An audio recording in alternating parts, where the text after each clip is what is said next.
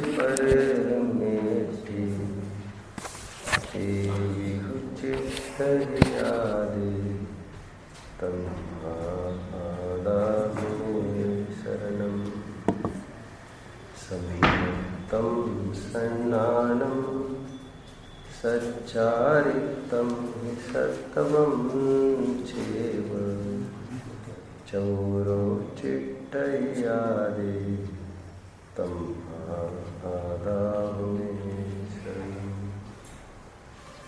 यस्य स्वयं स्वभावापि परभावे कृत्स्नकर्मणः तस्मै संज्ञानरूपाय नमोस्तु।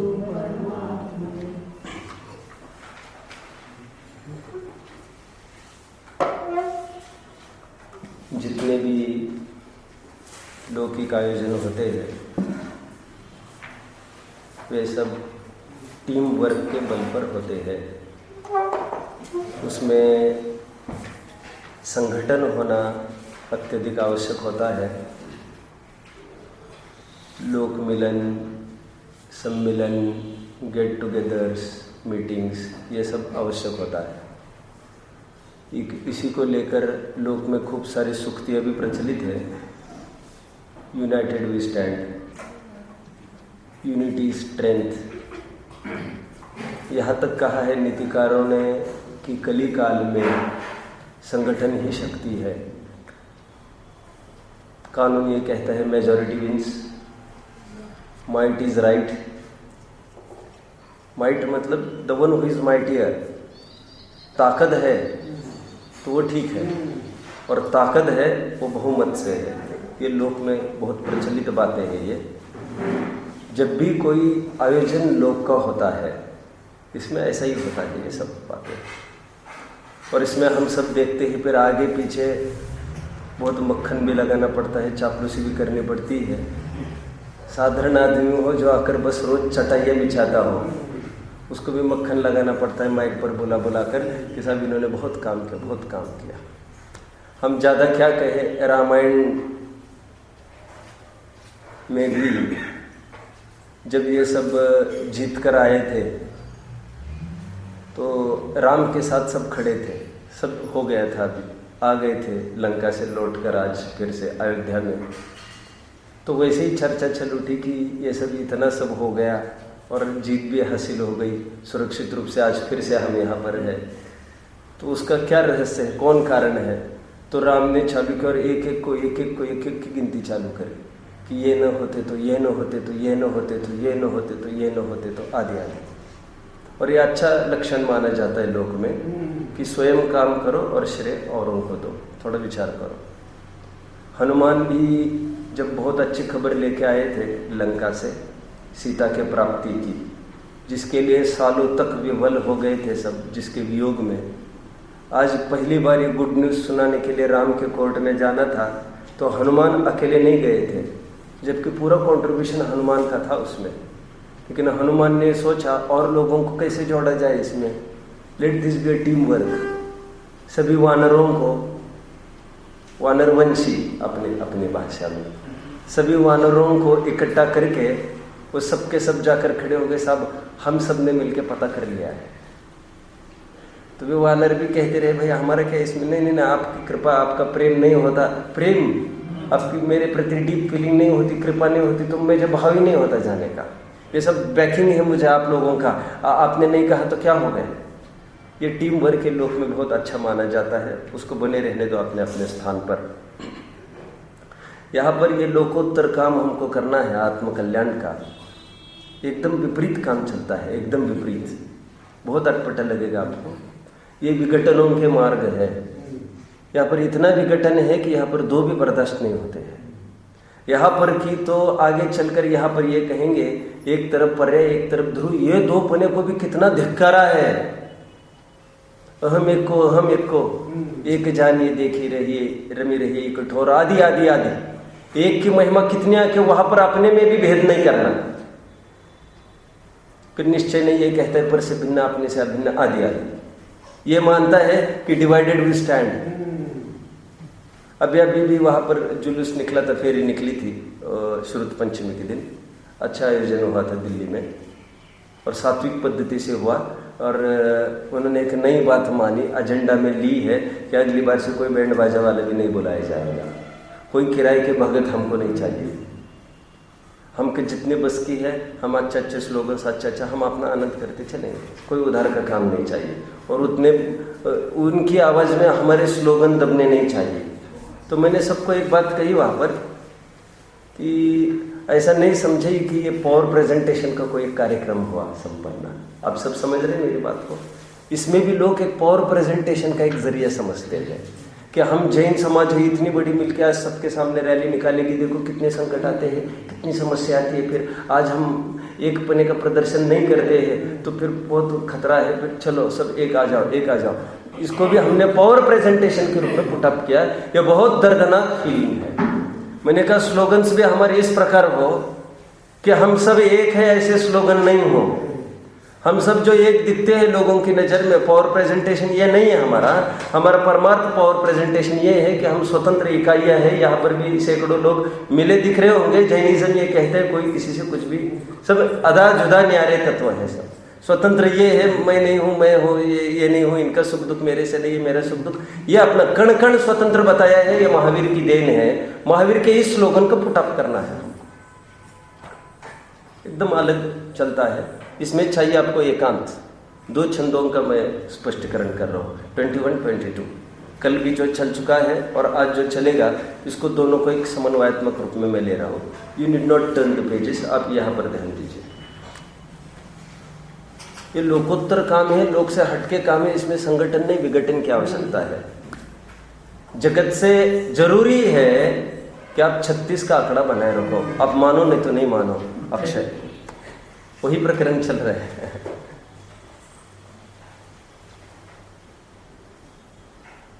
जगते रहु 36 होय, राम चरण चहती।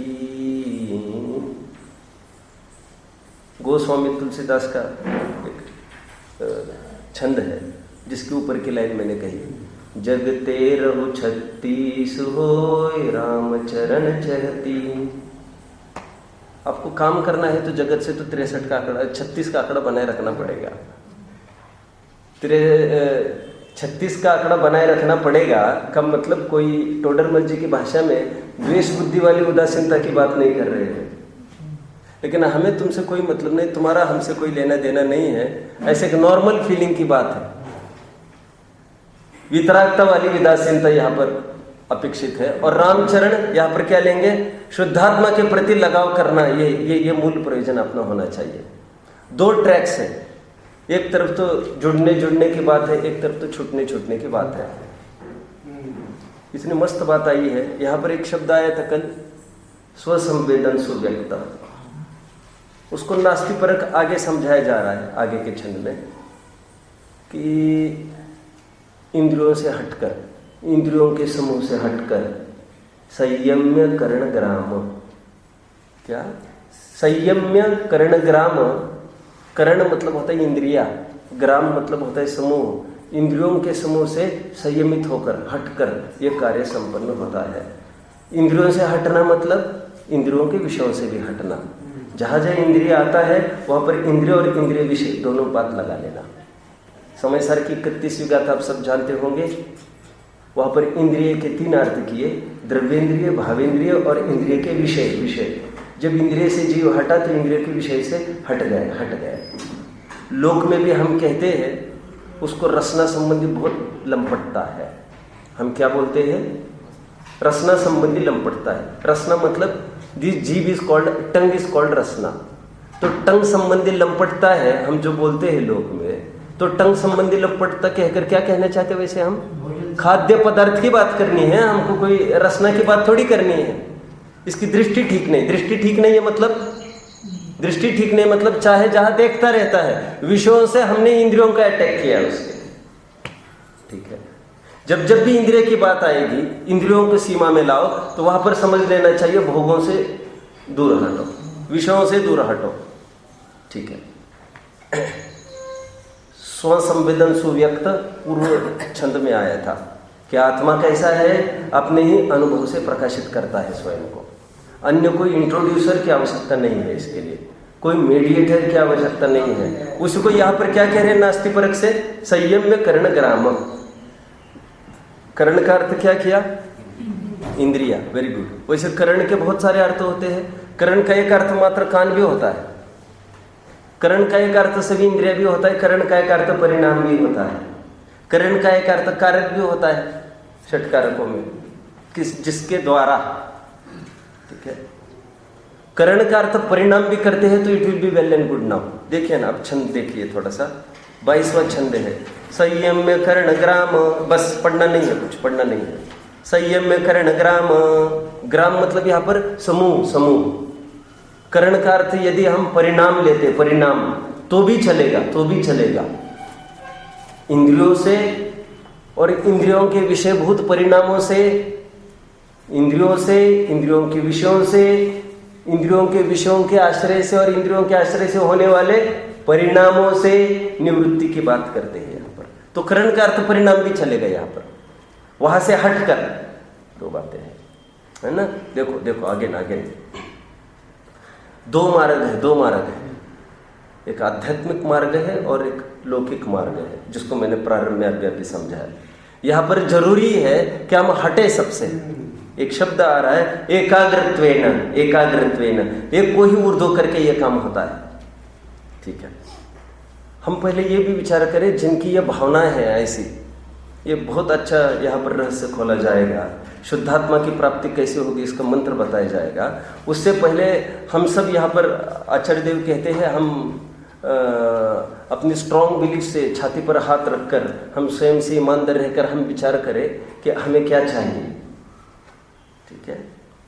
कुछ कुछ लोग ये होते हैं जिसको दोनों डगरी पर हाथ कहते हैं, धर्म भी करना है और लोक प्रवृत्ति भी चाहिए हमको।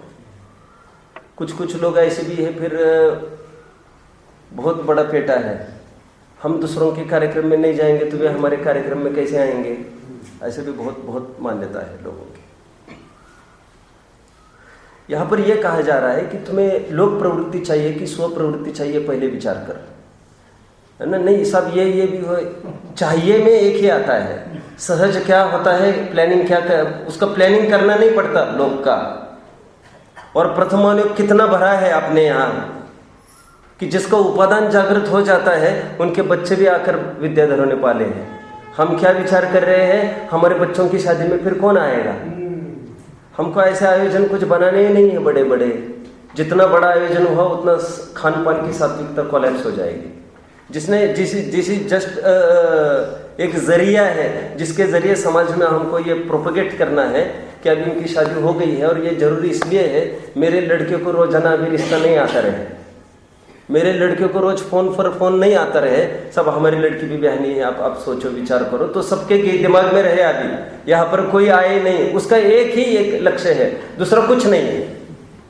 सब समझ रहे हैं। आप सब जानते हैं जब नारद और रुद्र की उत्पत्ति होती है, एक आर्यिका और एक मुनि के सहयोग से होती है, आप तो इतना जानते हैं, बराबर ना अनुज। और देखो मुनि जैसे ही सहयोग करता है आर्यिका के साथ, उसको गर्भधारणा हो गई, इसको कोई चिंता नहीं है मुनि को। यह अंतर मुहूर्त में ही प्रतिक्रमण प्रायश्चित जो भी विधि विधान करके पुनः स्थापित हो जाता है।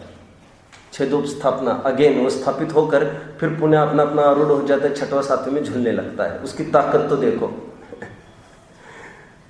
अभी भी कहा उसकी ताकत विचारणीय है। कोई इतना शेमफुल डीड होने के बाद जो मुनि संघ में अपनी नाक कट गई, ऐसा जो जीव है वो कितना कैसा पुरुषार्थी है। उसका हीन पुरुषार्थ मत देखो अभी थोड़ी देर के लिए, छोड़ो उसको पुरुषार्थ देखो।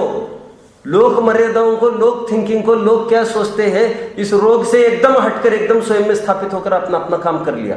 हो गई क्षण भर की भूल, उसको क्यों पीटते रहे अभी उस लकीर को, ठीक है। आर्यिका को थोड़ा विचार करो, अभी आर्यिका की भी दाद देनी पड़ेगी। अभी गर्भ में तो पाल ही रही है, कोख में है ही उसके बच्चा, अभी 9 महीना तो कोई उसकी बात ही नहीं, आहार वगैरह कोई देगा भी नहीं, संभव भी नहीं है ऐसा कुछ, भोजन भी ज़्यादा चाहिए, आदि आदि आदि। अभी जैसे प्रसूति हुई आर्यिका की, जंगल में ही हुई होगी, आर्यिका के रूप में नहीं रहती होगी अभी। वो तो एक आर्यिकाओं के संग में कोई एक ब्रह्मचारी बहनें रहती होगी वैसा कुछ रहती होगी। अरे बराबर है ना जो मैं कह रहा हूँ। मुझे तो ज्यादा चरणन योग नहीं बताना है, फिर प्रसंग आएगा तो उस पर भी प्रकाश डाला जाएगा क्या स्थिति होती होगी। एक्चुअली मुझे बताना अभी ये है कि लोक में भी थोड़ा सा हमको देखना पड़ेगा ना। ऐसी जिनकी भावना है, 2 डगरियों पर जिनके हाथ है, उनका ये काम नहीं है। यहाँ पर स्पष्ट कहा जा रहा है स्व संवेदन सुव्यक्त आत्मा अनुभव में आता है। किनको? किनको? जो इंद्रियों से, इंद्रियों के समूह से, इंद्रियों के विषयों से, इंद्रियों के विषयों के समूह से और इंद्रियों के विषयों के आश्रय से होने वाले परिणामों से जो संयमित होकर एकाग्रत्वेन चेतसा, जो अपने में एक मुख्य एक लक्ष्य पे जो आकर टिकते हैं, कुछ नहीं मुझे तो आत्मकल्याण करना है। और क्यों आप ये क्यों भूलते हो बार बार? क्या हमको उस प्लेज को बार बार रिपीट करना चाहिए? जैसे स्कूल में एक नया यहाँ पर भी होना चाहिए। फिर मुझे लग रहा है स्कूल में रोजाना प्लेज होता है, आप जानते हैं, India is my country in so and so so and so. और फिर take I am proud of its rich and varied heritage. This is to tell you कि don't be proud going abroad, कुछ sceneries वगैरह देख कर आओगे और कितना अच्छा है कहोगे, और यहाँ पर रोज क्या बोल रहे हो तुम? आई am proud of its rich and varied heritage.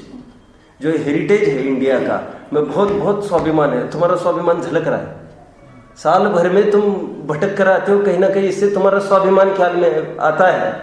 ये रोजाना प्लेज इसलिए बुलवाया गया है तुमसे, तुम्हें भारत के प्रति बराबर प्रेम बना रहे हैं, ठीक है, और अवेकनिंग बना रहे बराबर। उसी प्रकार मुझे भी लग रहा है हमारा भी प्लेज हमको रोज बोलना चाहिए। कौन सा प्लेज? जो श्रोता का हमारा स्वरूप लिखा गया है कि मैं कौन हूँ, मेरा क्या स्वरूप है, और मेरे जो भाव हो रहे हैं कैसे हो रहे हैं। श्रोता का स्वरूप। और फिर भी बच्चों का क्या होगा?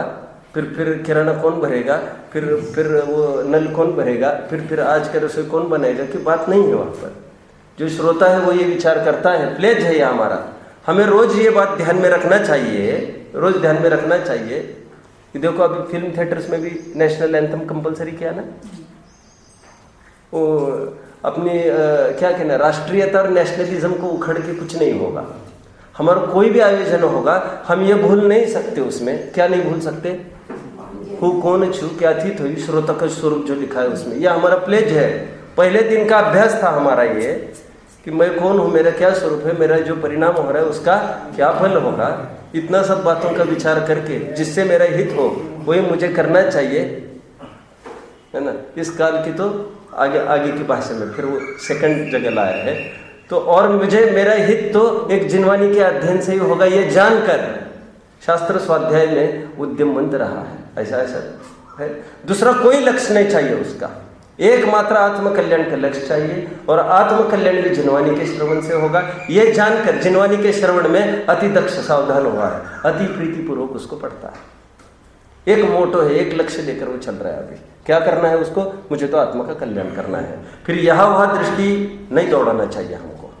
मैं इसीलिए भी कह रहा हूँ जिनकी ये भावना है अभी जाना भी चाहिए, आना भी चाहिए, और फिर उसके पीछे क्या क्या करते हैं तुम लोग मतलब कोई, आप यकीन मानना मेरी बात मेरी पर्सनल कुछ नहीं है।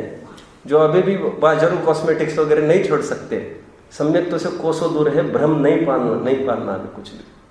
जो है ठीक है, रोज 2-4 घंटे आ रहे, ठीक है, लेकिन जो देह के उपकार में संलग्न है जीव, वो कदापि जीव का उपकार नहीं कर सकता। वो जो देह के उपकार में बढ़ रहा है तो वो जीव का अपकार कर ही रहा है। डिग्री टू डिग्री चलेगा। शरीर माध्यम खुलू धर्म साधन में ऐसा भी कुछ नहीं है। ये काया राखे धर्म ऐसा भी कुछ नहीं है। अन्नम वही प्राण, ये तो हम मान सकते हैं किसी अपेक्षा से कि अन्न या प्राण था तो शरीर को टिकाने के लिए मुनि भी ले तप बढ़ावन हेतु, तप बढ़ाने के लिए जितना शरीर में कर सकते हो वो जायज खुली छूट दे दी है आपको। और किसी अपेक्षा से आजीविका आपकी, वो भी कदाचित धर्म बताया जाएगा। आप सब समझ रहे हैं? किसी अपेक्षा से शादी करना, वो भी आपको धर्म बताया जाएगा। लेकिन इफ बोलो, वो श्रावक धर्म तब है, शादी करना धर्म तब है कब? जब आपके बहुत परिणाम होते थे, आपको वो समेट कर एकदम परिणाम आपके कम व्यग्र होने लग जाए, और उस कम व्यग्रता में ही आत्मकल्याण के अवसर पनप सकते हैं। ऐसी भावना वो अलग जी, उसके लिए वो शादी करना भी धर्म है, लोक का धर्म। धर्म पत्नी कहते हैं ना, ये इस अपेक्षा से कहते हैं। आप सब समझ रहे हैं? आजीविका के लिए कुछ करना पड़ रहा है, वो भी धर्म है, क्योंकि परिणाम की विशुद्धि के लिए जो कर रहा है वो। लेकिन ध्यान रखना, लक्ष्य क्या होना चाहिए? परिणाम की विशुद्धि से जो कदम उठाए उसको भी उपचार से धर्म कहते हैं। मुनियों को तो ऐसा भी नहीं कहते कुछ। आप सब समझ रहे हैं? इसलिए तो पीछी कमंडल और जिनवानी है, उनको भी अपने यहाँ उपकरण मिले। उपकरण ये परिणामों के संभाल में ये कार्यकारी है, ये जानकर उसको। और मुनि यदि कपड़ा आदि रखकर उसको कहेंगे कि ये धर्म में कार्यकारी है, तो टोडरमल जी ने बहुत आड़े हाथ लिया। और ये कहते हुए ये कहा, गृहस्थ धर्म है ना हमारे यहाँ, जिनके परिचय बर्दाश्त करने की ताकत नहीं है, वे कपड़ा आदि रखे, वे पत्नी रखे, वे घर भी रखे और फिर धर्म करे, उसका गृहस्थ धर्म ये संज्ञा है।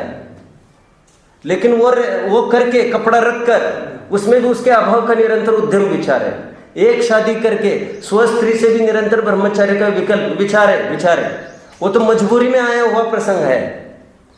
समझ रहे सब? वो कोई खुली छूट नहीं है ऐसा।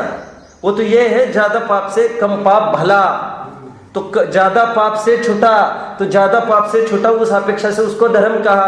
कोई एक शादी करना धर्म नहीं होता, वो तो इतने जनों की प्रतिदृष्टि बिगड़ने से बची, उसको धर्म कह रहे हैं। वो उपचार शादी पर आ रहा है, सब समझ रहे होंगे।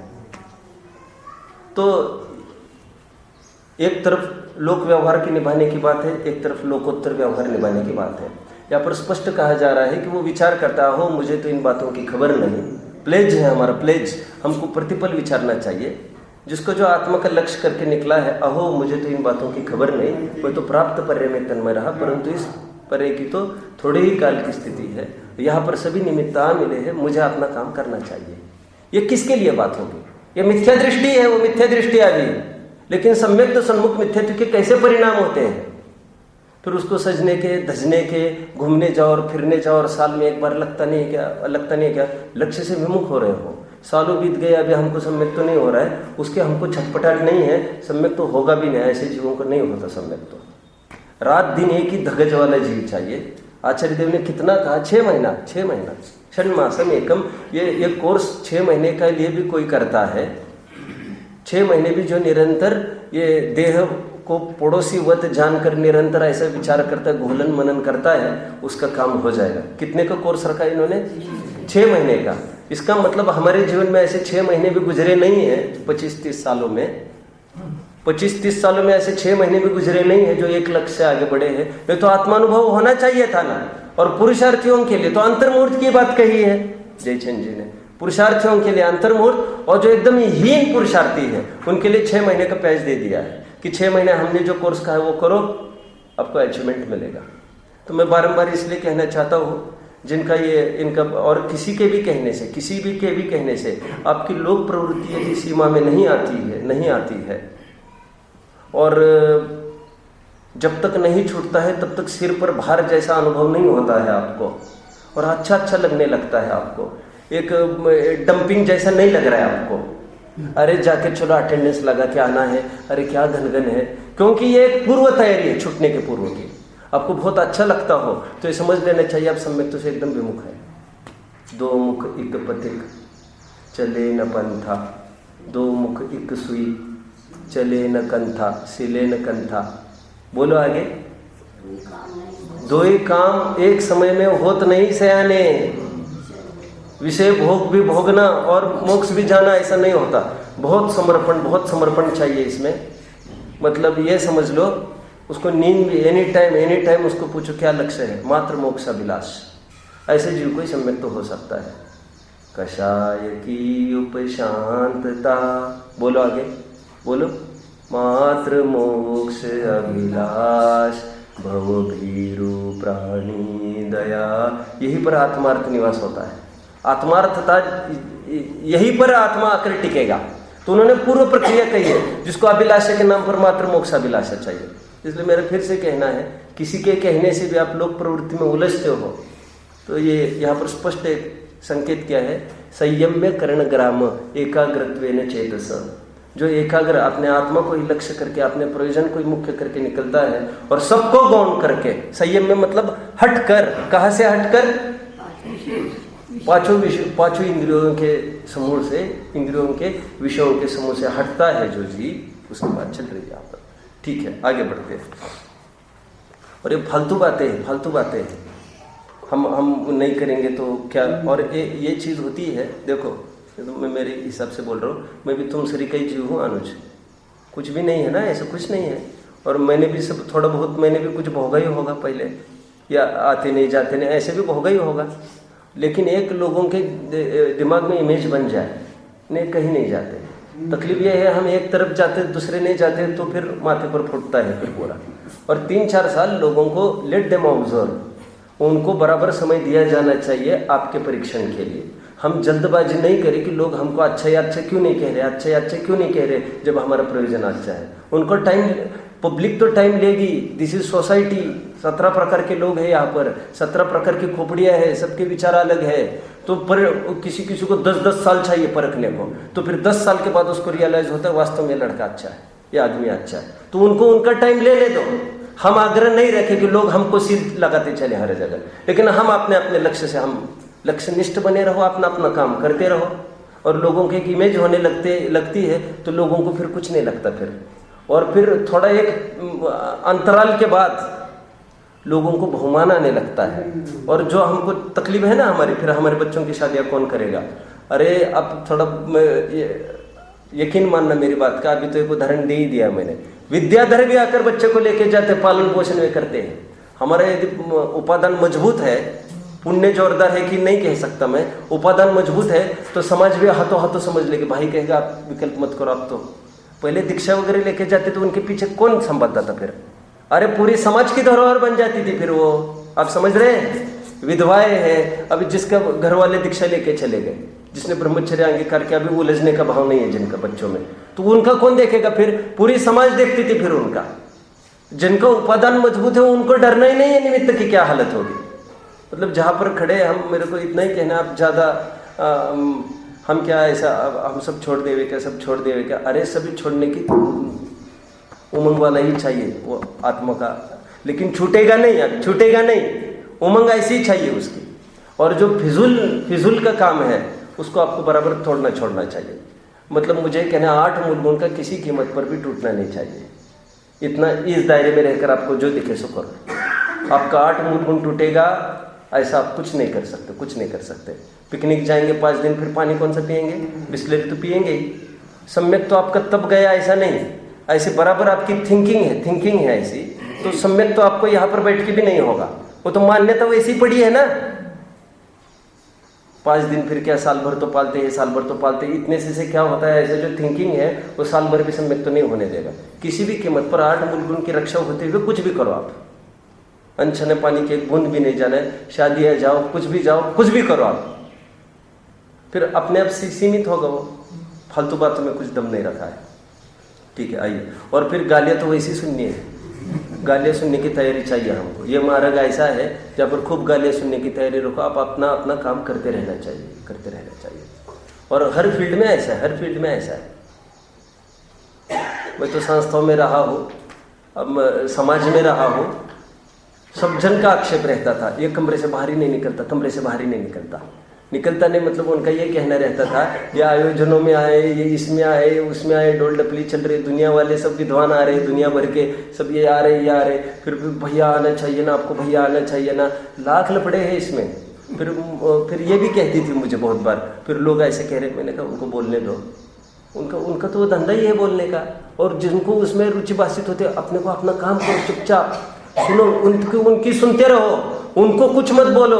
लेकिन वो नादान है, अज्ञानी है, उनको क्या कहें। और मैं बहुत फिर कभी कभी थोड़ा स्वाभिमान और अभिमान की भाषा आप कह सकते हो, कभी कभी मैं ऐसे भी कहता था, इसीलिए तो आज मैं यहाँ हूँ, आप वहाँ पर खड़े हो, हमको हमारा काम करने दो।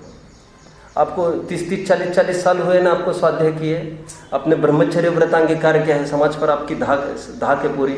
अब सामान्य कंसेप्ट आपको लोग पूछते हैं, आपको क्यों नहीं आता है वो, जो मूल में कैसे भूल हो रही है आपकी। तो इसलिए हम यहाँ पर, इसलिए आप वहाँ पर है, हमें अपना काम करने दो।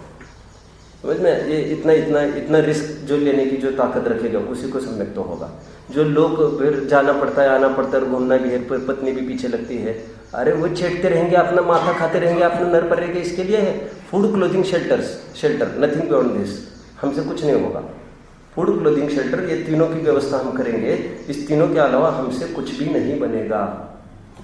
समझ में आता? और धर्म में जितना हम तुमको हेल्प कर सकते, अनुमोदन कर सकते, हर स्तर पर हम अनुमोदन करेंगे। बाकी हमको कुछ नहीं है, तुम तुम्हारा जान सको, हमको किसी से लड़ना नहीं है, कुछ नहीं, लेकिन स्वयं च्युत होने का तो काम नहीं है। एक पक्का दिमाग में रखो, ऐसे जिनकी भी भावना होगी हमको करना पड़ता है, फिर ये नाराज होते, वो नाराज तो वैसे रहने वाले हैं। ऐसा कोई प्रसंग नहीं आएगा कि कोई कभी हमसे कोई, हम मरते दम तक भी स्ट्रगल करो और अंतिम समय में आंख बंद करने के पहले आओ, तब भी वो कुछ नाराजी लेके आएंगे हमारे पास।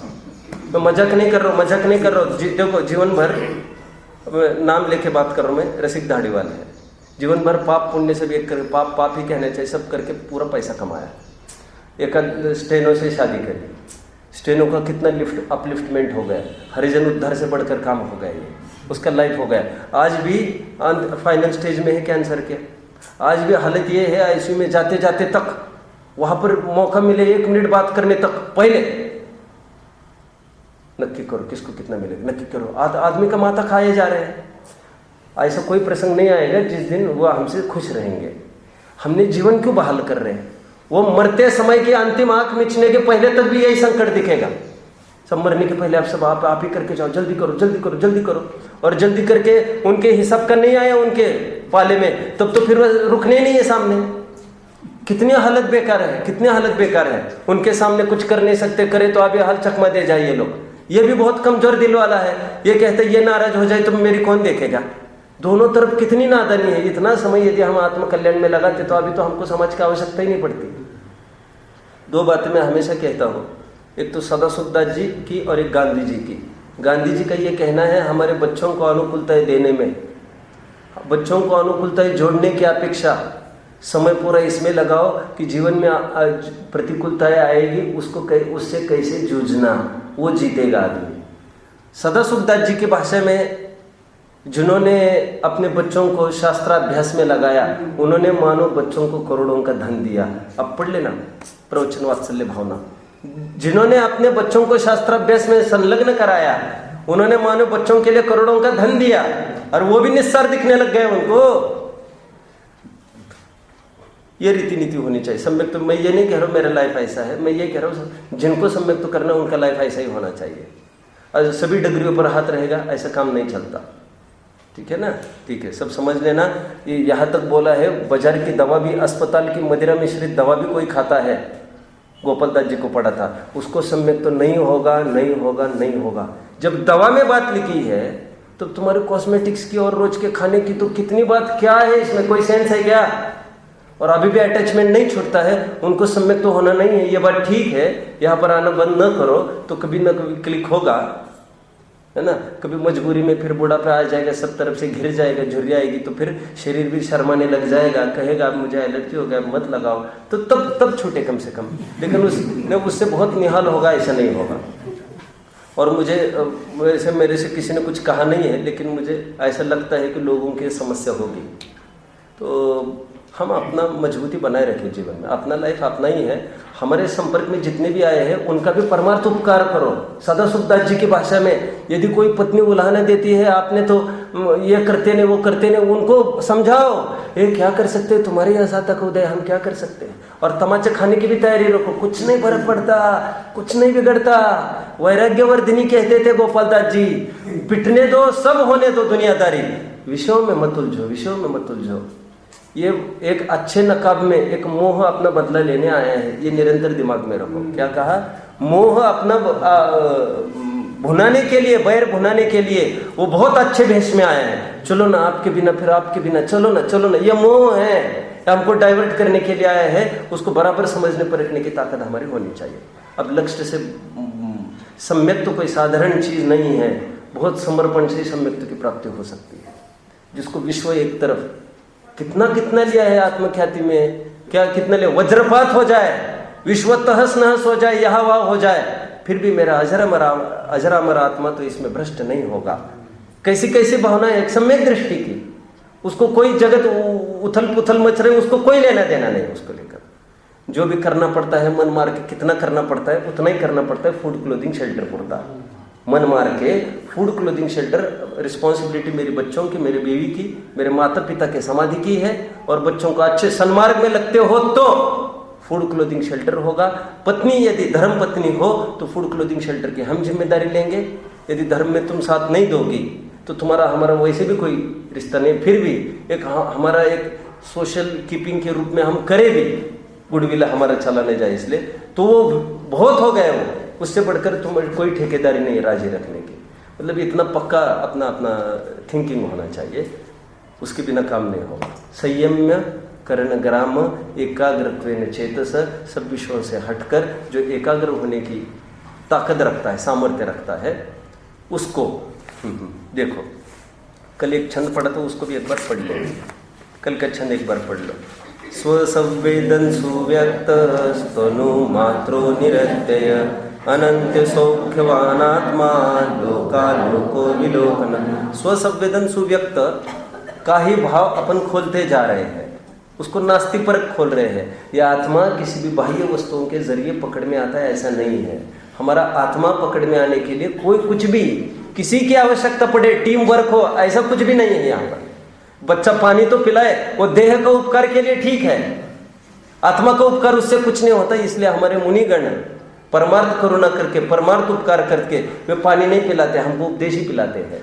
तड़पता हुआ कोई आए जंगल में, आप सब जानते हैं, प्यासा आ जाए और मरने के ही कगार पर है, पानी पिलाओ साहब, वो पानी नहीं पिलाते हैं, क्योंकि वे जानते हैं जो देह के उपकार के लिए कार्यकारी है वो जीव का उपकार कराएगी, और उनकी वो भूमिका भी नहीं है। खैर, उनकी वो भूमिका भी नहीं है। और आगे बढ़ते हैं। यह आत्मा कैसे पकड़ में आता है? एक सामान्य प्रश्न पूछा है। स्वसंवेदन सुव्यक्त यहाँ पर बोला है, अब एक नई भाषा में 22वें छंद में बोल रहे हैं। यह आत्मा कैसे पकड़ में आएगा? यह आत्मा के जरिए आत्मा में रहकर पकड़ में आएगा। यह आत्मा कैसे पकड़ में आएगा? यह आत्मा के जरिए आत्मा में रहकर पकड़ में आएगा। देखो क्या बातें कह रहे हैं। आत्मानम आत्मवान ध्यायेत आत्मनैवात्मनि स्थितम। 4 बातें कह रहे हैं ये। आत्मानम 1, आत्मवान 2, आत्मनि 3, आत्मना एव 4। आत्मना एव और आत्मनि, ठीक है, चारों के अर्थ करते हैं। आत्मानम ये कर्म कारक हो गए, कर्म कारक, ठीक है, कर्म कारक समझते हैं। जैसे राम ने अथवा लक्ष्मण ने रावण को मारा, तो लक्ष्मण हो गया कर्ता कारक, रावण हो गया कर्म कारक। ये 2 हो गए। अभी आत्मानम ये कर्म कारक, आत्मा को कैसे होगा यह काम आत्मानुभूति का? आत्मा को कौन? आत्मवान कर्ता ने कर्म को क्या किया? जानने की प्रक्रिया होनी। आत्मा को ही जानेगा। किसके जरिए जानेगा? कुछ तो होना ना, बाह्य साधन तो होना ना। हमको टीम वर्क, किसी की आवश्यकता तो पड़ेगी ना। ये कहते हैं ये सब अपने अपने में ही काम होगा, ये एकांत साधने की आवश्यकता है। तो आत्मना एव, आत्मा के ही जरिए, आत्मनि आत्मा में ही रहकर ये काम होगा। इसको अभिन्न षटकारक की प्रक्रिया कहते हैं। हमारे ग्रंथों में इसको क्या कहते हैं? अभिन्न षटकारक।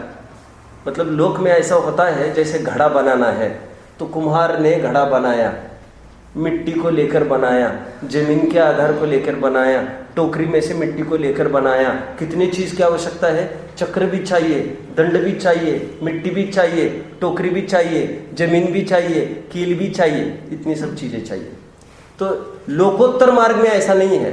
लोकोत्तर मार्ग में ये कहते हैं कोई भी कार्य संपन्न होने के लिए अभिन्न षटकारक से ही होता है। ये द्रव्य स्वतंत्रता का दर्शन है। जैन दर्शन ये कहता है कि कोई द्रव्य किसी द्रव्य के अधीन नहीं है। जो भी कार्य संपन्न हुआ है वह अपने अपने ही ताकत से हुआ है।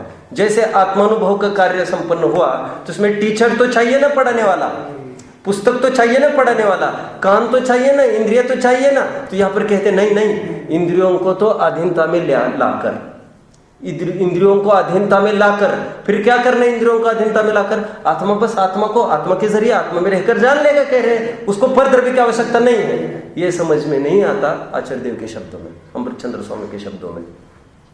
ये समझ में नहीं आता यह जीव अपना काम करने के लिए क्यों व्यग्र हो रहा है, क्यों परतंत्र हो रहा है, क्यों बाह्य बाह्य सामग्री में ढूंढने में लगा है। नहीं सब देशनालब्धि तो कही है, लेकिन सम्यक दर्शन के लिए उपदेश तो चाहिए। उपदेश के बिना कैसे काम चलेगा? जब तक उपदेश है तब तक अपना काम नहीं कर सकेगा। क्या कहा? जब तक उपदेश चल रहा अपना काम मतलब आत्मानुभूति नहीं कर सकेगा। वो उपदेश हुआ, उपदेश का विषय ज्ञान में आया, अभी उसी रॉ मटेरियल से अपना काम अंदर में करने लग गया। उस समय के लिए पिन ड्रॉप साइलेंस चाहिए, कोई उपदेश नहीं चाहिए। उस समय में उपदेश न होना यह जरूरी है वहां पर। इसलिए हमने पढ़ा, यहाँ पर भी मैंने बताया था, इंद्रिय ज्ञान तुच्छ है। क्या कहा? इंद्रिय पाठ हम सब ने पढ़ा है, इंद्रिय पाठ पढ़ा है। तो उस इंद्रिय में पाठ 2-3 दिन पहले भी यहाँ पर चर्चा चली थी आपने। तो उस इंद्रिय पाठ में 2 अपेक्षा से चर्चा करी है। बच्ची कह रही है, माँ इंद्रियों को क्यों जीतना है? हमको जिनेंद्र कहते हैं लोग। जिनेंद्र मतलब हमारे भगवान जिनेंद्र मतलब जिन्होंने इंद्रियों को जीता। माँ इंद्रियों को क्यों जीतना है? इंद्रिया क्या हमारी शत्रु है जो उनको जीतना है? इंद्रिया तो कितना काम करती है। क्या कह रही लड़की? क्या काम करती है इंद्रिया? इंद्रियों के जरिए कितने भोग, हम लड्डू पेड़ा खा सकते हैं, फिल्में देख सकते हैं, आजकल तो रात दिन हम पढ़ सकते हैं, खेल सकते हैं। इसके कितना अच्छा, इंद्रिया से कितना काम निकल रहा है हमारा। तो कहते हैं यह सब भोग है, उलझाने वाला है, वर्तमान में दुख रूप है, भविष्य काल में दुख रूप है, पाप बंद का कारण है। ठीक है, माना, यह भोग दुख रूप है, यह माना। लेकिन कह रही इंद्रियों से और भी तो एक ज्ञान होता है, काम होता है, कितना सारा ज्ञान होता है, भोगना सही तो ज्ञान। तो वहां पर भी ये कहा कि ज्ञान किसका होता है? इंद्रियों से ज्ञान किसका होता है? दीपक जी, इंद्रियों से ज्ञान किसका होता है? बाह्य वस्तुओं का ज्ञान होता है। बहुत अच्छे से कहो तो पुद्गल वस्तुओं का ज्ञान होता है। और आत्मा का कल्याण पुद्गल वस्तु को जानने से नहीं होता, आत्मा का कल्याण आत्मा को जानने से होता है। जरूरत है इंद्रियों की नहीं, जरूरत है इंद्रियों को गौण करने की। संगी पंचेंद्रिय को ही आत्मानुभूति होगी, लेकिन ना वहां पर इंद्रिय काम में आएगी, ना वहां पर संगीपना काम में आएगा। दोनों को यूजलेस करके ही अपना काम हो सकता है। जैसे थिएटर में थोड़ी भी एक किरण हो, थिएटर में, फिल्म थिएटर में थोड़ी भी किरण आ रही हो तो फिल्म चालू नहीं हो सकती, मजा नहीं आएगा। पूरा अंधेरा, सभी डोर्स विंडोज सब कुछ करना चाहिए। समझ में आता है? घुटने लग जाए आदमी, उतना चाहिए। ठीक उसी प्रकार, अब उदाहरण एक देश है, उसी प्रकार यहाँ पर एक भी खिड़की खुली रहेगी। खिड़की मतलब इंद्रिया, एक भी इंद्रिया, दरवाजे है ये, तो खिड़की बोलो। एक मन भी, थोड़ा सा भी पिन होल भी होगा तो वहां पर काम नहीं होगा, वो फिल्म नहीं देख सकेंगे। वहां पर मन पावे विश्राम, रस स्वादत सुख उपजे, अनुभवता को नाम। यहाँ पर इंद्रियों का कोई काम नहीं। कैसे काम होगा? आत्मा के जरिए काम कर लेगा। कह रहे what is democracy? What is democracy? By the people, for the people, by the people, for the people, of the people. Very good, very good. Of the people, by the people, for the people. लोग यदि ऐसा समझने लग जाए, for the people, by the people, कुछ समझ रहे आप लोग? And of the people.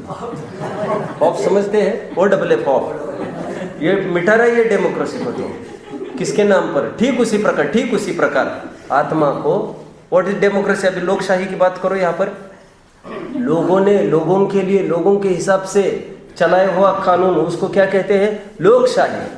अथवा उसको तानाशाही कहते हैं। फिर वहां पर एक का हुक्म चलेगा, तो सब लोक की व्यवस्था के लिए, लोक में से ही, लोक ही, ये कौन है? ये पीएम सीएम होते कौन है? ये अपने में से ही तो है। यही इन्हीं के जरिए, लोग के ही पैसों से लोग का ही एक व्यवस्था जमाना, इसको लोकशाही कहते हैं। बाहर का कुछ नहीं है। यहाँ पर लोक उपचार में तो कदाचित कर्जा वर्जा भी लिया जाता है, लेकिन यहाँ पर तो ऐसा भी कुछ नहीं है। जो आत्मानुभूति का कार्य संपन्न होगा उसमें बाहर की अकिंचित करता है, बाहर की कुछ भी आवश्यकता नहीं है। पैसा तो चाहिए ना, उपदेश तो चाहिए ना, देवशास्त्र गुरु तो चाहिए ना। पैसे की तो एकदम दूर की बात कर रहा है, पैसे की तो एकदम दूर की बात कर रहा है। पैसे से होता तो अभी तक हो जाता, नहीं तो फिर पैसा होगा तभी तो भोजन होगा, कपड़े होगा, सब होगा। आत्मानुभूति के काल में आवश्यकता कुछ भी भाषित नहीं होगी। इसकी अनुभूति वो स्थान है, वो काल है जहां पर सब कुछ निस्सार दिखने लग जाए। धन से मेरा धर्म होगा ऐसा जो मानते उसको अनुभूति नहीं होगी। समझ में आता है? कपड़े से, उपदेश से भगवान के उपदेश से, देव शास्त्र गुरु के सानिध्य से जो हमारा कल्याण होगा मानेगा। पराधीनता मानिए, पराधीनता बहुत बड़ा अपराध है। एक द्रव्य दूसरे द्रव्य को कुछ करता नहीं है, और ये भी एक द्रव्य है। मैंने कहा था एक द्रव्य दूसरे द्रव्य का करता नहीं, ये रूल है। तो ये भी परद्रव्य है कि स्वद्रव्य है, तो उनसे अपना काम कैसे होगा?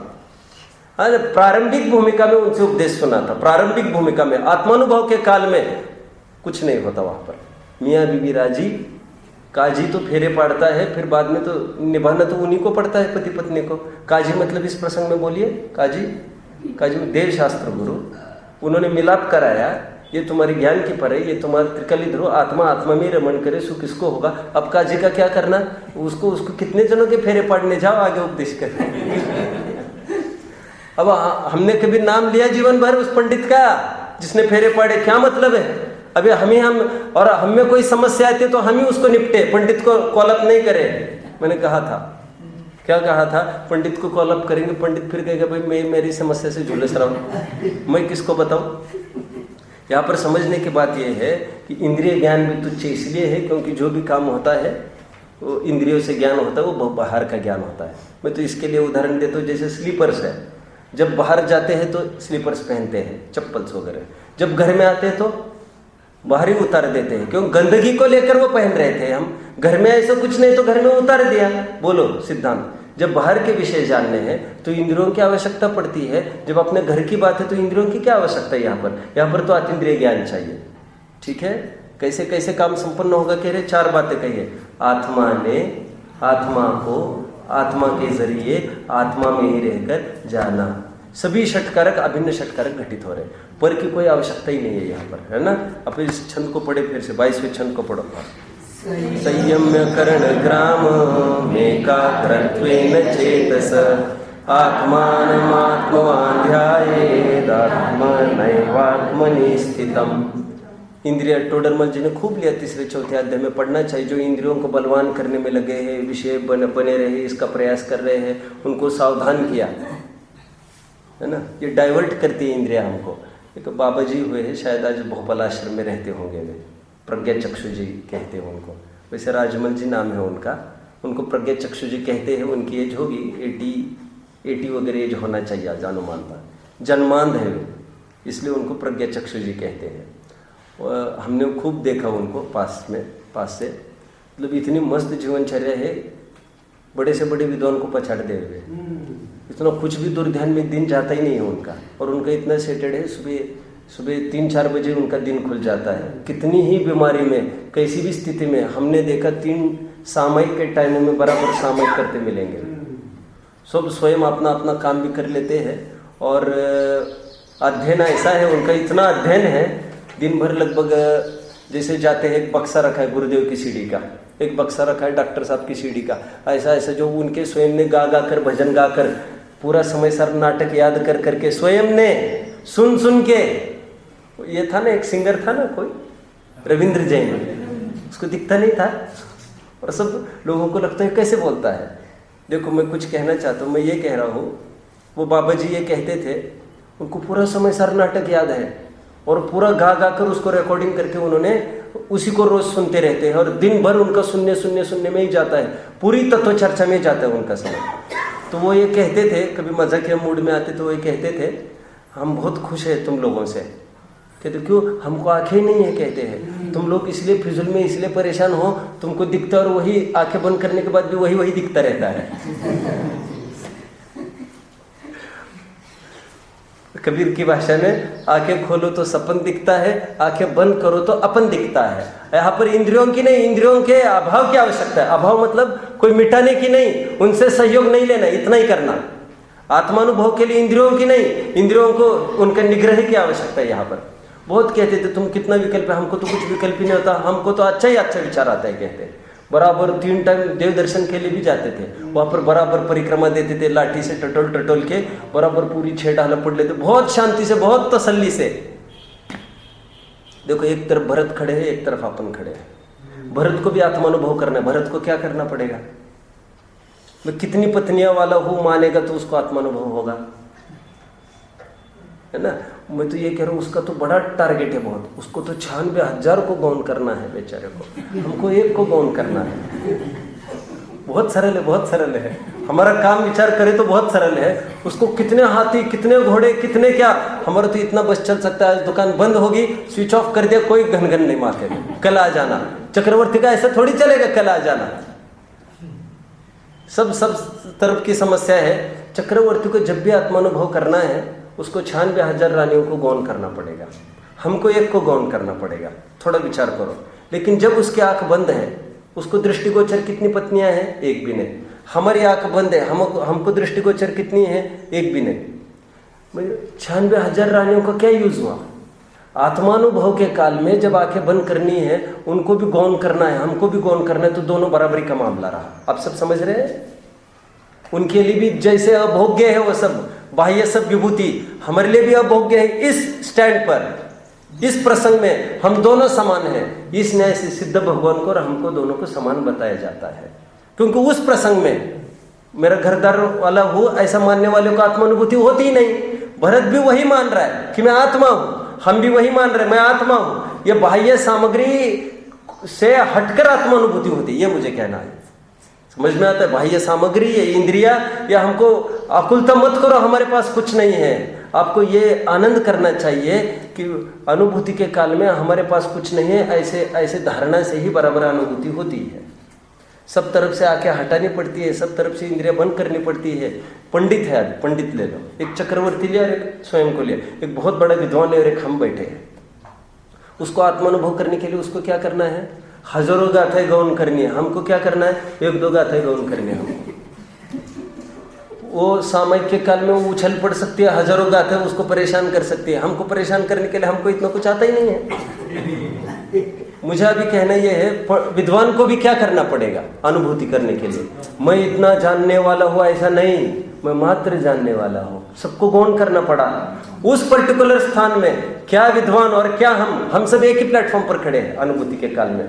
जो भी स्वयं को उपाधि वाला मानेगा उसको अनुभूति होगी ही नहीं। मात्र जानने वाला जो देखेगा अनुभूति उसी को होती है। इसलिए यहाँ पर कह रहे हैं बाह्य सामग्री को जोड़ने में क्यों तू व्यग्र हो रहा है? आत्मानुभूति के लिए तो इनकी किसी भी चीज की आवश्यकता नहीं, और जिन उपदेश की आवश्यकता वो तो तुमको मिल गया है। सब उपदेश की तो आवश्यकता है ना, वो तो वो बोले कौन जिसको कभी उपदेश नहीं मिला, लेकिन जिनको मिल चुका है उपदेश वो क्यों ये बोल रहा है रोजाना? विषय तुमको मिल गए हैं, तुम्हारा काम अभी जो विषय मिल गया है बस कलम डुबो, लिखना चालू करो, अभी पूरा मैटर हो गया है। अभी रोज रोज क्या होता है? तो यहाँ पर सावधान किया जा रहा है कि इंद्रियों से भी हटकर अपना अपना काम जरूरी है। ठीक है, यहाँ पर षटकारक, अभिन्न षटकारक कौन करेगा, क्या करेगा, ये सब ये कोई विधि नहीं है। यहाँ पर टीम वर्क की कोई बात नहीं है, सब काम अपने अपने में संपन्न होते। किस प्रकार? जिस प्रकार एक शॉप है, शॉप तो एक शॉपकीपर है, एक मालिक है, तो कहते साहब नौकर को बोल दो ये पैक करने को, तो ठीक है वो पैक कर रहा है। नौकर को बोल दो लिखने को, और सब काम कौन करता जा रहा है? एक आदमी करता जा रहा है। पैक भी वही कर रहा है, लिख भी वही रहा है, पैसा भी वही ले रहा है। तो कहते साहब क्या बात है? नहीं कह रहा आज मैं ही नौकर हूँ। नहीं क्या बात है? नहीं साहब आज मुझे ही सब अकाउंटेंट का काम मुझे ही करना है। या अभिन्न षटकारक, सभी काम वो ही कर रहा है। तो नौकर आप कहो नहीं कहो, या तो ये कह सकते हो नहीं साहब मैं तो 1 मैन आर्मी हूँ, सब मुझे ही करना है यहाँ पर। या तो ऐसा कहो कि मैं ही नौकर हूँ, मैं ये हूँ, मैं ये हूँ। तो ये बोलो कि मुझे कोई नौकर नहीं है, बात एक ही है। क्यों कह रहा हूँ मैं इतना सारा? या तो ऐसा बोलो कोई बाहर के कारक से काम होता ही नहीं है, या तो ऐसा बोलो कारक से काम होता है तो कारक फिर अपने अपने ही है, मैं ही करता हूँ, मैं ही कर्म हूँ, मुझे ही करना है, मेरे ही द्वारा करना है, मुझे किसी की कोई आवश्यकता नहीं है। मतलब ये स्वाधीनता की पराकाष्ठा पर लाकर छोड़ा है। हमें किसी के आधार की आवश्यकता नहीं, किसी के करण की आवश्यकता नहीं। कर्ता कर्म करण संप्रदान सब अपने में होते हैं। यहाँ पर कुछ नहीं, आत्मानुभव जानने जैसा कार्य है, यहाँ पर किसी की आवश्यकता होती नहीं है। ये दोनों छंदों को हमने देख लिया। स्व संवेदन सुव्यक्त, उसी का अर्थ यहाँ पर क्या दे रहे हैं? संयम्य करण ग्राम 1, एकाग्रत्वेन 2, और आत्मनाम आत्मवान ध्यायत आत्मा नैवात्मनि स्थितम, यह सब एकार्थवाची है। एकाग्र मतलब एकाग्र होना, मतलब संयम्य करण ग्राम, बात एक ही है। और आत्मा को आत्मा के जरिए आत्मा में रहकर जानता है, यह सब एकार्थवाची। दोनों छंद, एक अस्थिपरक कथन है, एक नास्तिपरक कथन है। यहाँ पर आत्मानुभव की महिमा गाई गई है। ठीक है, और यहाँ पर 2 छंद की और थोड़ी 2 की चर्चा कर किए दे रहे हैं। अनंत सौख्यवान आत्मा और लोकालोक विलोकन, कल ये 2 पद आए थे, मैंने कहा था अपन कल चर्चा करेंगे। देखो लेंडी पीपर होती है, लेंडी पीपर, किसी ने देखी लेंडी पीपर, या औषधि वगैरह में काम में आती है, वैसे कोई चबा के पूरा खा जाए उसको, वैसे कुछ तीखी नहीं लगती है, उसमें तिखास है। इसका प्रमाण क्या? इसका प्रमाण भी एक विशिष्ट विधि से ही वो प्रकट होगी, ठीक है। उसका प्रॉपर यूज नहीं हो, वस्तु वही है, प्रॉपर यूज का यदि टेक्निक नहीं हो तो उसका फल भी नहीं मिलता जो उसमें चीज है ना। एक चीज से हमने समझा, उसको घिसा, कह रहे अरे ये विधि नहीं है उसकी, तो क्या करना, उसको घिसो। बादाम की बात आई थी ना उस दिन, बादाम उसके पोषक तत्व, अभी लेंडी पीपर को घिसना चालू किया, तिखासाई, अभी जितना घिसोगे आप उसको, 64 पुटी कहते हैं ना, 64 पुटी, अभी थोड़ा घिसना चालू किया, थोड़ी तीखी लगने लग गई, और घिसो और घिसो और घिसो और तीखा, जो जो घिसने लगते हैं तो तिखास बढ़ने लगती है। जो फाइनल तिखास है उतनी उसमें पोटेंसी ऑलरेडी थी, उसकी व्यक्तिकरण की ताकत हम समझते नहीं थे पहले, आज ख्याल में आए, इसी माध्यम से ये प्रकट हो सकती है, उसमें वो ताकत है। कोई बिलीव करे ना करे, आज तक उपयोग में नहीं लिया हो, फिर भी उसकी शक्ति का ह्रास खत्म नहीं होती, वो व्यक्ति नहीं हुई हो इसलिए शक्ति खत्म होती है, ऐसा कभी नहीं होता। कभी कभी ऐसा होता है, दूध है कोई, ठीक है, वो फट जाए, दूध फट जाए, उसमें शक्ति है कि नहीं घी होने की? शक्ति है कि नहीं घी होने की उसमें, अनुज? लेकिन घी कभी नहीं हो सकता उसमें, कभी नहीं बनेगा, कभी नहीं बनेगा, लेकिन शक्ति अभी भी है उसमें विद्यमान, अभव्य है, अभव्य शक्ति है, व्यक्त कभी नहीं होगा उसका। लेकिन शक्ति से इनकार कभी नहीं किया जा सकता। क्यों नहीं इनकार किया जा सकता? अरे जितने बीज आए हैं, एक गेहूं का दाना बोया और 100 गेहूं के दाने आए, सबकी प्रकृति वन एंड सेम आइडेंटिकल है, एक ही माँ बाप से बना है ना, वो एक ही गेहूं से सेम क्वालिटी का बना है ना। कुछ कुछ उसमें गेहूं में तो क्या कहे अपन, कोई कोई ऐसी चीज होती है, मूंग वगैरह बटर हो, है ना, वो शिस्ती नहीं है, कुछ भी हो। अथवा मुझे ये कहना है, मुझे तो कहना ये है, क्वालिटी सबका एक ही है, शक्ति अपेक्षा से में भले कोई बटर वो चीज नहीं पाए, लेकिन ताकत उसमें वही है जो सब सीजने वालों में है, शिस्ती नहीं है, शक्ति है बराबर। ठीक उसी प्रकार हम अभिव्यक्ति करें न करें, हमारी शक्ति अनंत सौख्यवान आत्मा, वो लेंडी पीपर है, हमारे में अनंत शक्ति, अनंत सुख की शक्ति बैठी है, उसका प्रयोग की विधि हम नहीं समझ रहे हैं। जो जो घिसना चालू करते तो तिकास प्रकट होती है, और क्रमशः प्रकट होते होते पूरी प्रकटता में भी आती है, 64 पुटी हो जाती है। उसी प्रकार थोड़ा शुद्धात्मा का आश्रय चालू करते हैं, यह मैं आत्मा हूँ ऐसा स्वीकार करने लगते, तो थोड़ा थोड़ा क्रम से सुख भी प्रकट होने लगता है। और स्टेजेस में चौथे गुणस्थान से लेकर 12वें गुणस्थान तक, तो 13वें गुणस्थान को, सिद्धावस्था को, धीरे धीरे सुख वो बढ़ता जाता है और इस फाइनल स्टेज पर आकर पहुंचता है। लेकिन आपको विधि नहीं पता उसकी, तो पूरी आपके पास होकर भी, पीपर होकर भी आपको विधि पता नहीं है कैसे तिकास निकलेगी, तो आपको कोई वैल्यू भी नहीं आएगी उसकी। आपने आत्मा का उपयोग विषय कषायों में किया, आपको आत्मा की महिमा भी नहीं आएगी। आपको ये बहुत महिमावंत चीज है, लेकिन महिमावंत चीजों को किसी विषयों की भीख मंगाने में, वहां पर लगाकर वहां से थोड़ा थोड़ा इंद्रिय उधार सुख निकालना, वो इसकी महिमा नहीं थी। उसकी महिमा ये है, मैं आत्मा हूं ऐसे हर एक आत्माएं स्वीकार करे, तो पर्याय में उसको सुख थोड़ा थोड़ा थोड़ा प्रकट होने लगता है। जितना आश्रय करोगे, जितना समर्पण होगा, उतना सुख बाहर निकलता जाएगा। अनंत सौख्यवान आत्मा और लोका लोक विलोकन, ये आत्मा का स्वरूप क्या बताया जा रहा है? एक तो होता है सर्वज्ञ और एक तो होता है सर्वज्ञता। सर्वज्ञ कौन है? भगवान जो अरहंत सिद्ध है।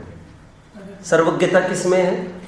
सब में, सब जीवों में। यहाँ पर सर्वज्ञ स्वरूप की चर्चा करी है। लोका लोक विलोकन कहकर सभी आत्माएं कैसी है? लोका लोक को जानने की सामर्थ्य वाली है। अब ये भी कैसे प्रकट होगा? ये चौथे गुण स्थान में जीव चला जाता है, अपने आत्मा का आश्रय करता है, तो चौथे गुण स्थान में उसको लोकालोक का ज्ञान हो जाता है। कैसे हो जाता है? जावानी के ज्ञान ते सूझे लोकालोक। यहाँ पर पारमार्थिक प्रत्यक्ष की बात नहीं चल रही है, यहाँ पर लोकालोक का ज्ञान हो जाता है, मतलब सम्यक ज्ञान हो जाता है। सारभूत कौन सी, असारभूत कौन सी, स्व क्या, पर क्या, इस न्याय से लोकालोक का ज्ञान हो जाता है। चौथे से लेकर 13वें गुणस्थान तक जो जो सुख बढ़ता जाता है, तो ज्ञान बढ़ता जाता है, ऐसा नहीं लेना। लेकिन आप सब समझ रहे हैं मेरी बात को? सुख तो बढ़ता जाएगा। लेंडी पीपर का जो उदाहरण अभी दिया मैंने, वो लेंडी पीपर का उदाहरण सुख में ही घटित होगा। लेंडी पीपर का उदाहरण ज्ञान में घटित नहीं होगा, क्योंकि जो जो घिसते जाओ त्यो सुख, त्यो तिखास बढ़ती गई उसकी। जो आश्रय बढ़ाने लग गया आत्मा का, सुख बढ़ने लग जाएगा, लेकिन ज्ञान बढ़ेगा ऐसा नहीं हुआ करता। ज्ञान चौथे गुण स्थान से लेकर 12वें गुण स्थान तक भी अष्ट प्रवचन मात्रिका जितना ज्ञान, मतलब नमोकार मंत्र भी नहीं आए ऐसा भी हो सकता है। ज्ञान बढ़ना जरूरी नहीं है इसमें, लेकिन जो चौथे गुण स्थान में सम्यकपना आया, लोक का प्रयोजन भूत ज्ञान हुआ, वो प्रयोजन भूत ज्ञान बरकरार रहता है आखिर तक, और बस उसी का फिर पारमार्थिक प्रत्यक्ष वहां पर सर्वज्ञ अवस्था में हो जाता है। तो ये जो उदाहरण है वो सुख में घटित होगा क्रम से पर्याय में अभिव्यक्ति का। वो ज्ञान ऐसा कुछ थोड़ा थोड़ा बढ़ता होगा ऐसा नहीं होता, लेकिन स्वरूप हमारा वैसा ही है। कैसा है? सर्वज्ञता, अनंत सुख स्वरूपी ऐसा हम में है। बस प्रकट क्यों नहीं हो रहा है? क्योंकि हम विधि नहीं समझते। और विधि क्या है उसकी? मैं आत्मा हुआ ऐसे, जिसके आश्रय से जो मिलेगा, अभी तुरंत आगे का छंद आएगा आज रात में, जिनके आश्रय से जो आता है वो उन्हीं के आश्रय में जाना पड़ता है। आत्मा के आश्रय से सब प्रकट होगा। मैं आत्मा हुआ ऐसा स्वीकार करे तो पर्याय में भी ये सब प्रकट हो जाएगा। ओम नमः।